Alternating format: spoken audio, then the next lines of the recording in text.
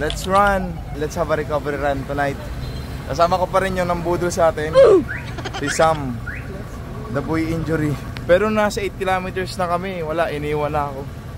May injury daw. Malabig ang gabi. Sana matapos natin itong takbong to na hindi umulan. Malamig ang gabi pero iniinitan si ate. Putik na ito. Pare, magdala naman na. Bakit ako lang pura na? Pare, ba talaga naman? Ikot, pabalikan ka. Good news mga kaibigan. Para sa akin good news ha. Kasi di ba, naubusan tayo ng slot nung sa Run for Wellness ng South Star.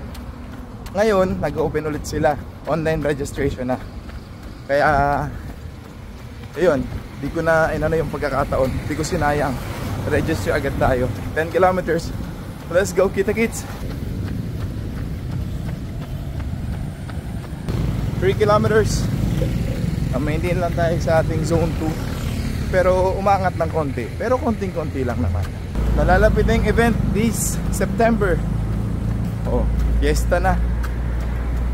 Good luck sa mga sasali sa Peña Francia Marathon ng CRC. Sana mag-enjoy kayo. Di tayo nakapag-register. Sorry. Naubusan ng slot. Pero kita-kits pa rin. Approaching kung saan tayo nag-start. So yung mga tumakbo sa event, nakapag-recover na ba kayo? O nakapag-recover pa lang? Recover. Look. Yung last 300 meters natin, tinakbo na ng mabilis. Sayang daw eh. Sayang daw, baka ma-injury. So paano? Sana sa susunod na takbo kasama na namin kayo. Namara para!